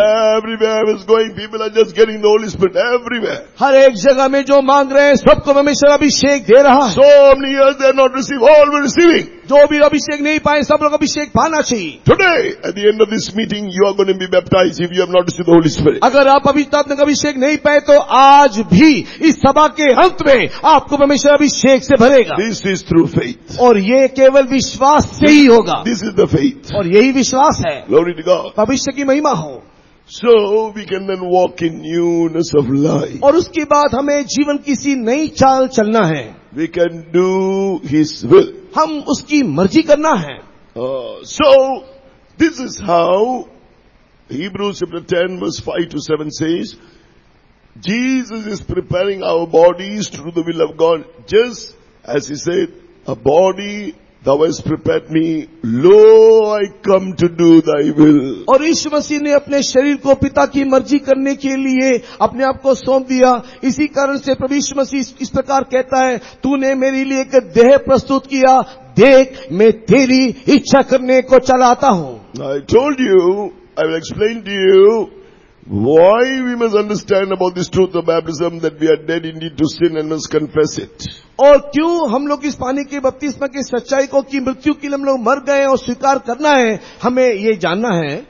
The old man here, according to Romans chapter 8 verse 3, Jesus became an atonement for sin, a perfect atonement for sin by His perfect obedience, that He may condemn sin और in our flesh. और रोमी की किताब 8वें अध्याय के 30 वचन के अनुसार हमारे पाप में जीवन को दोषी ठहराने के लिए प्रभु यीशु मसीह हमको पाप से छुटकारा देने के निमित्त, देखो यीशु मसीह ने अपने आप को पाप का बलिदान करके समर्पण कर दिया. So here it says in verse 3 that He might condemn sin in the flesh. Sin in the singular tense is that sinful, disobedient nature. और यहाँ पर लिखा हुआ है, शरीर में पाप पर दंड की आज्ञा दी, अर्थात पाप एक वचन में उस अनाज्ञाकारी के स्वभाव को दिखाता है. Now this is what the saints have taught. Understand, this is called the doctrine of water baptism. और यही संतों ने हमें सिखाया है और इसी उपदेश को बपतिस्मा की उपदेश कहते हैं. The old man is that old man with that disobedient nature. हमारा पुराना मनुष्य जो अनाज्ञाकारी स्वभाव वाला मनुष्य था, It is also called a sin or sinful disobedient nature. और ये पाप या पाप में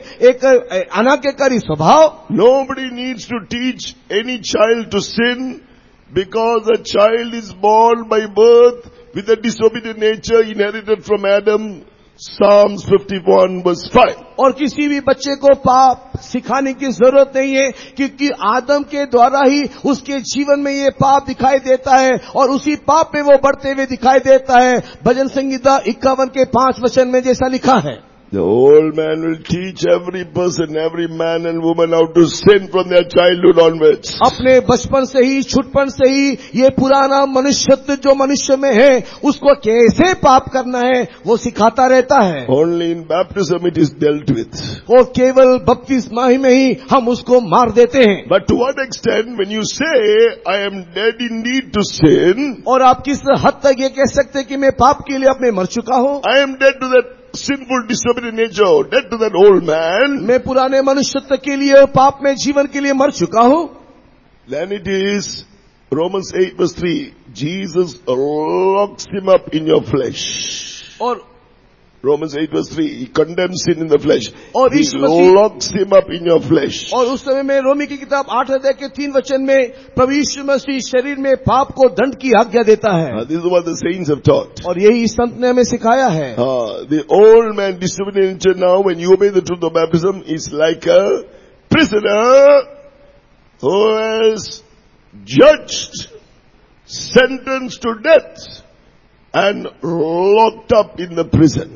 और वर्तमान पुराना मनुष्य जो पाप में जीवन बिताता था, वो प्रभु यीशु मसीह के कलवरी क्रूस के मृत्यु के द्वारा वर्तमान उसको दंड की आज्ञा दिया गया और उसे पाप की दंड की आज्ञा देकर के उसको वहां पर बांध करके रख दिया है. Because of the disobedient nature in Eve, she saw that food is good, lust of the eyes.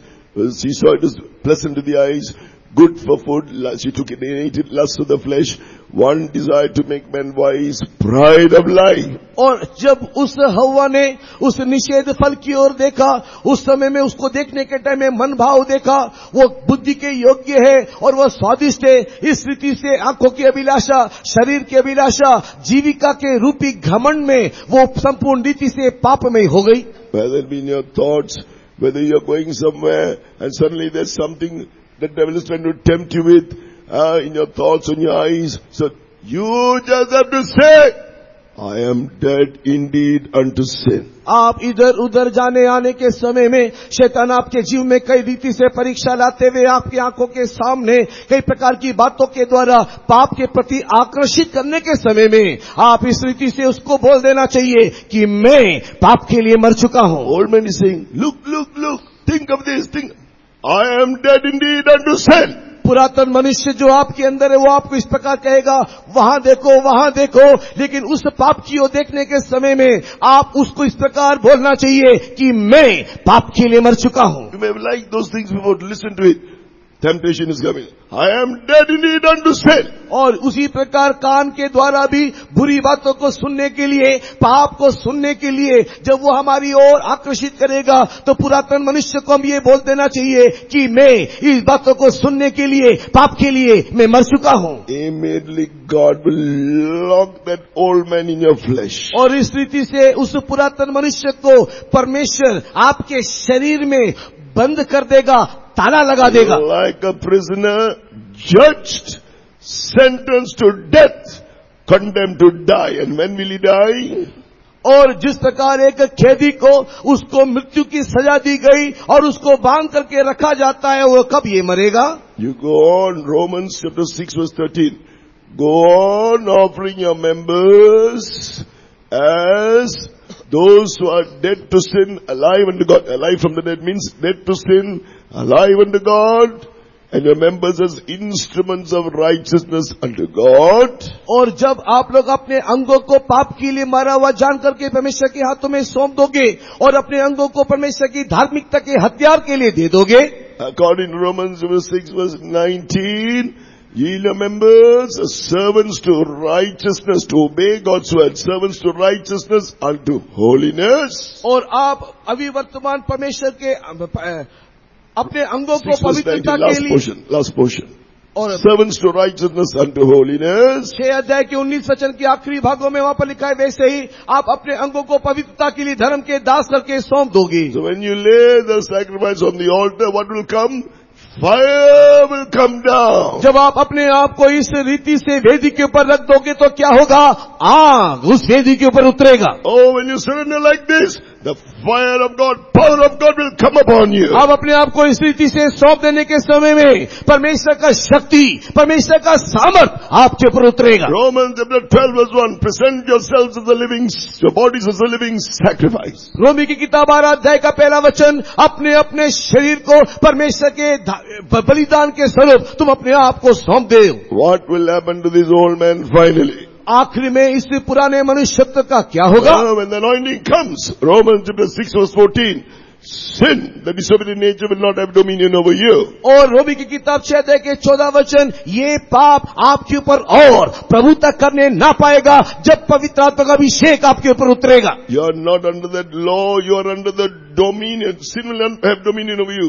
You are under the dominion of His grace when the anointing comes upon you. जब परमेश्वर का पवित्र आत्मा का अभिषेक आपके ऊपर आएगा उस समय में वो पाप आपके ऊपर प्रभुता ना करेगा, किंतु परमेश्वर का अनुग्रह आपके ऊपर प्रभुता करेगा। Romans chapter 8 verse 2.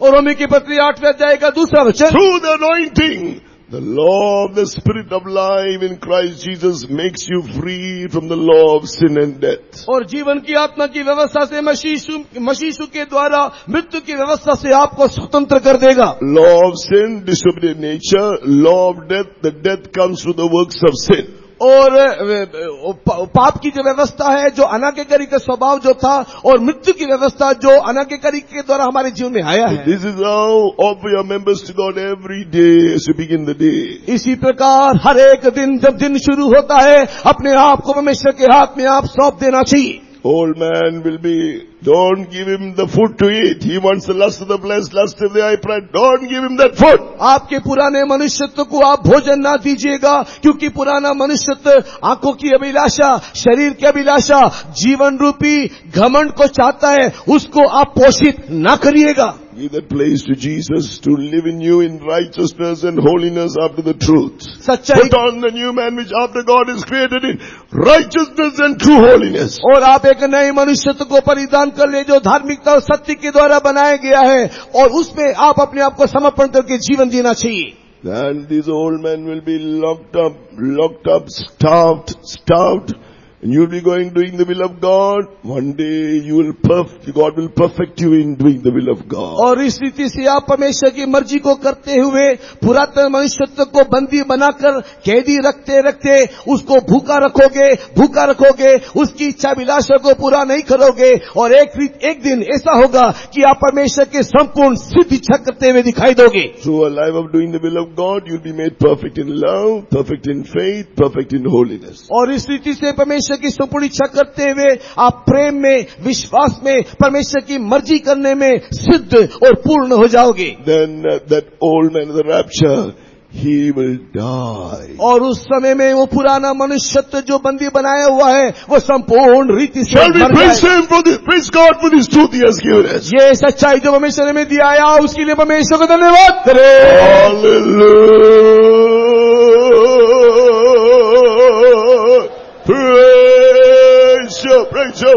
Praise you, Lord. So, by the baptism of the Holy Spirit, Romans, 1 Corinthians chapter 12, verse 13, we are baptized in the body of Christ. और पहला कुरिन्थी 12 अध्याय के अनुसार जब पवित्र आत्मा का अभिषेक हम लोग प्राप्त करते हैं, हम लोग मसीह यीशु के साथ जो गाड़े गए हैं, We are made members of the body of Christ. 1 Corinthians chapter 12, 1 Corinthians chapter 12 verse 13, by one Spirit you are all baptized into one body. और पहला कुरिन्थी 12 अध्याय के 13 वचन, एक ही आत्मा के द्वारा एक शरीर होने के लिए हमको अभिषेक दिया गया. So Christ is the head. Christ is the head. और मसीह जो जिसका शिरोमणि है. Colossians chapter 1 verse 18 says, we are the church and He is the head of the body. कोलोसी किताब पहले अध्याय के 18 वचन को पढ़ने के समय में हम जो उसकी शरीर है, जिसका शिरोमणि मसीह यीशु है. According to 1 Corinthians chapter 12 verse 27, we are all the members of the body of Christ. पहला कोरिन्थी 12 अध्याय के 13 वचन में हम सब मसीह के शरीर के अंग हैं. 1 Corinthians 12:28, there are 8 different ministries in that body, in the church. और पहला कोरिन्थी 12 के 28 में इस शरीर में, इस कलीसिया में अलग अलग प्रकार की सेवकाई दिखाई देता है. There are 5 different officers among this apostolic ministry और to make the church to be ready for the rapture, to be perfect in Christ. और कलीसिया को सिद्ध करते हुए मसीह यीशु के आगमन में दिखाई देने के निमित्त इस शरीर में, इस कलीसिया में 5 प्रकार के सेवक लोग दिखाई देते हैं. That's what we read in Ephesians chapter 4 verse 11 to 13. और यही बात एफिसी की किताब अध्याय 4, 11, 12, 13 में हम देखते हैं. We need servants of God who have forsaken their all, like Abraham. Abraham is also a type. We use it as a shadow of the consecration of servants of God, but I'm not talking on that topic. Servants of God who have forsaken all they have and have come, hated their own life and their own family ties and have come to serve the Lord. Abraham के समान जो सब कुछ छोड़ करके निकल आए, यही नए नियम के सेवकों का एक प्रतीक है. इसके विषय में मैं गहराई से बोलना नहीं चाहता. जिन सेवकों ने अपना सब कुछ, घर बार द्वार, पारिवारिक संबंध को छोड़ करके निकल आए, वो अब्राहम के मानिंद दिखाई देते हैं. Those who are constrained by the love of God, believing what Jesus did for them on the cross. Kalvari क्रूस में यीशु मसीह ने क्या किया, उस क्रूस के कामों को देखते हुए उसके प्रेम में विवश होकर के, Whose call is to forsake their all, hating their own lives, their family ties, and to come to serve God in His full-time ministry. जो लोग उस प्रेम में विवश होते हुए अपने घर बार परिवार को और अपने आप को भी परित्याग करके जो संपूर्ण रीति से उसकी सेवा के लिए सौंप देते हैं, Who will take on the same consecration like Christ Jesus. मसीह यीशु की उसी समानता की प्रतिष्ठा में जो जीते हैं. The Lord Jesus said in Matthew chapter 12 verse 46 to 50, those who do the will of my Father in heaven are my brother, sister and mother. और मत्ती की किताब 12वां अध्याय के 46 से लेकर के 50 तक के वचन को पढ़ने के समय में जो मेरे पिता की मर्जी को पूरा करता है, वही मेरा माँ है, वही मेरा भाई है, वही मेरा बहन है. How many are there who are called, who are ready to answer the call, who understand what the love of Christ has made Him to do for you by giving His life for you on the cross? May God raise up many this morning to serve the Lord. आप में से कितने लोग को इस प्रकार का एक बुलाहट है जिसको परमेश्वर के कलवरी क्रूस का प्रेम विवश करते हुए ये कहता है कि तू सब कुछ छोड़ करके प्रभु की सेवा के लिए निकलना चाहिए. आज इस सुबह के वक्त में परमेश्वर उससे बातें कर रहा है. So the Lord wants to take such ones that the kingdom of God is true, but your place, together with the servants of God who are going to be perfected, will be Zion. और ऐसे लोगों को परमेश्वर अपने सारे कलीसिया को परमेश्वर के राज में लेकर के जाने वाला है, लेकिन ऐसे जो चुने हुए अपने आप को जो अलग करते हैं उनको सेवकों के साथ परमेश्वर अपने राज्य में सियोन लेकर के जाएगा। Glory to God. परमेश्वर की महिमा हो। Now there's another part of this message. Now you have seen how you can become the seed of Abraham, that's of Christ. और अभी हमने जो देखा कि हम लोग अब्राहम के वंशावली में मसीह के द्वारा उसके वंश में दिखाई देते हैं। That's what is mentioned by the baptism of the Holy Spirit. We become the seed, the blessing of we receive the blessing of Abraham by the promise of the Holy Spirit. पवित्र आत्मा का अभिषेक के द्वारा उसकी दी हुई प्रतिज्ञा के माध्यम से हम लोग अब्राहम के उस आशीष के साझी हो जाते हैं। Because time was taken earlier for the prayer, now I don't have time to continue this message, but we become the seed that is called the stars in heavenly places, according to Genesis chapter 22 verse 17. Genesis chapter 22 verse 17. उत्पत्ति की किताब के 22 अध्याय के 17 वचन के अनुसार हम लोग अब्राहम के वो वंश होकर के बदल जाते हैं जो आकाश में तारागणों के समान दिखाई देता है। His seed will possess the gates of his enemies. और वो वंश जो है शत्रु के फाटकों के ऊपर प्रभुता करेंगे। Genesis 22 verse 17, sand on the seashore speaks of the Israelites, the literal seed that is after the law. और 22 अध्याय के 17 वचन में समुद्र के बालू के समान उनके वंशधर होंगे, ये इस्राएलियों के संबंध में कहा गया है। Amen. So therefore, let us come to that place where we may grow in Christ, we may grow to a life where we can live a victorious life over all things, the world, the flesh and the devil, and finally inherit, live a life according to the righteousness of God, do all the will of God, and finally inherit that eternal Canaan. इसके लिए आओ हम लोग इस प्रकार के जीवन के लिए अपने आप को समर्पण करें कि हम लोग मसीह यीशु के द्वारा उसके वंशावली में आते हुए हम लोग सारी बातों के ऊपर जय जीवन को प्राप्त करें, पाप के ऊपर, जगत के ऊपर, शैतान के ऊपर जगत जय को प्राप्त करते हुए आखिर में परमेश्वर के उससे राज्य के अधिकारी होकर के हम लोग दिखाई दें। In part of doing the will of God, obeying the word of God, sanctification is involved for our whole spirit, soul and body. हमारे शरीर, आत्मा, प्राण के लिए हमें परमेश्वर की इच्छा के अनुसार, हमारे वचन के अनुसार एक संपूर्ण शुद्धिकरण आवश्यक है। Suffering is also part of that life. Jesus, our Lord, the captain of our salvation, was made perfect through suffering. हमारे उद्धार का कर्ता दुख उठाने के द्वारा सिद्ध हुआ, इसी कारण से इस प्रकार के पूर्णता को प्राप्त करने के लिए दुख उठाने वाले एक अनुभूति से भी हमें गुजरना है। To possess the land of Canaan, the Israelites had to defeat 31 nations, 7 nations and 31 kings. और कनान उस देश को अपना बनाने के निमित्त इस्राएलियों को लड़ना है और 7 जाति और 31 राजाओं के ऊपर उसे फतह पाना है। That speaks of an overcoming life. और ये जय जीवन को दिखाता है। Amen. Shall we all stand? आइए हम सब खड़े हो जाएं। Amen. Today the Lord is here to fulfill that word that He gave to Abraham. और अब्राहम से जो वचन परमेश्वर ने दिया, वायदा दिया, आज उसको पूरा करने का समय। Shall we close our eyes right now? अभी अपनी आंखों को हम लोग बंद करें। Come out of our sinful life. हमारे पाप में जीवन से बाहर निकल आए। Come out of everything that is in hindrance for you to enter the kingdom of God. परमेश्वर के राज में प्रवेश करने के लिए जो सारी रुकावटें हैं उसे छोड़ बाहर आए। But you are called to serve God. Come out from your family, forsaking your all. जितनों को परमेश्वर ने सेवका के लिए बुलाया है, अपने घर बार द्वार सब कुछ छोड़ करके उसकी सेवा के लिए निकल पड़े। Let us press toward that land. और आइए हम उस देश की ओर कदम बढ़ाए, आगे बढ़े। Oh yes, the Lord put away the body of the sins of the flesh with true repentance. एक सच्चे अनुताप और पश्चाताप के साथ हमारे पाप में शरीर और देह को परित्याग करें। Oh, let us be justified by faith in Christ. मसीह यीशु के ऊपर विश्वास करने के द्वारा आओ हम धर्मी बन जाएं। Let's put on the obedience of Christ by faith. विश्वास के द्वारा मसीह यीशु की आज्ञाकारिता को पहन ले। Yield ourselves dead to that disobedient nature. हमारे अनाज्ञाकारी स्वभाव के लिए आओ हम मर जाएं। Oh, but for partakers of the obedience of Christ, Oh, join to him as yielding our members as instruments of righteousness unto God. और मसीह के साथ उस अनाज्ञाकारी तवाओं में हम लोग परित्याग करते हुए अपने शरीर को मसीह यीशु में हम लोग धार्मिकता के हथियार के लिए समर्पण He करें। will baptize you with the Holy Spirit. तब परमेश्वर आपको पवित्र आत्मा का अभिषेक You will करेगा। receive the blessing of Abraham, the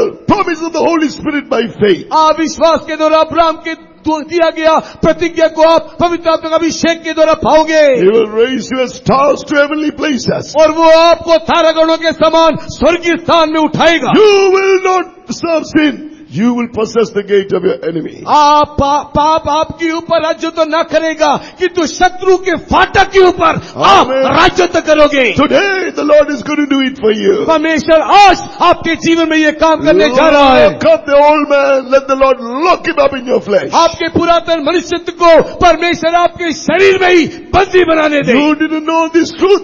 Today you repent and you say, I am dead indeed to sin. अभी तक इस सच्चाई को नहीं जानते तो आज ही आप मन परिवर्तन करते हुए पाप के लिए अपने आप को मार दीजिए। That old man cannot work in your flesh anymore. तब आपके शरीर में पुराना मनुष्यत्व और काम नहीं करेगा। I am dead to sin. मैं पाप के लिए मर गया। That disobedient, sinful, disobedient nature. अनाज्ञाकारी पापमय स्वभाव के लिए Like a prisoner, judge, sentenced and locked up, he will lock him up in your flesh. एक न्यायाधीश के समान आप उस पाप को Amen. एक आज्ञा दंड की आज्ञा दे करके अपने शरीर में बंदी बना दो। Then say, I yield my members as servants to righteousness. ओ परमेश्वर की धार्मिकता के हथियार होने के लिए अपने शरीर को सौंप दो। As servants to righteousness and to holiness. ओ परमेश्वर की धार्मिकता के लिए पवित्रता के निमित्त अपने आप को दे दो। Fire of God will come on you. अभी परमेश्वर की अग्नि You आपके ऊपर उतरेगा। will live a victorious life. आप एक जयी जीवन जीने पाओगे। Young people, you will live a victorious life. आप एक जयी जीवन जीने पाओगे। Amen. Give room to the Holy Spirit. पवित्र आत्मा के लिए आओ, अभिषेक के लिए जगह दे। Amen. Hallelujah.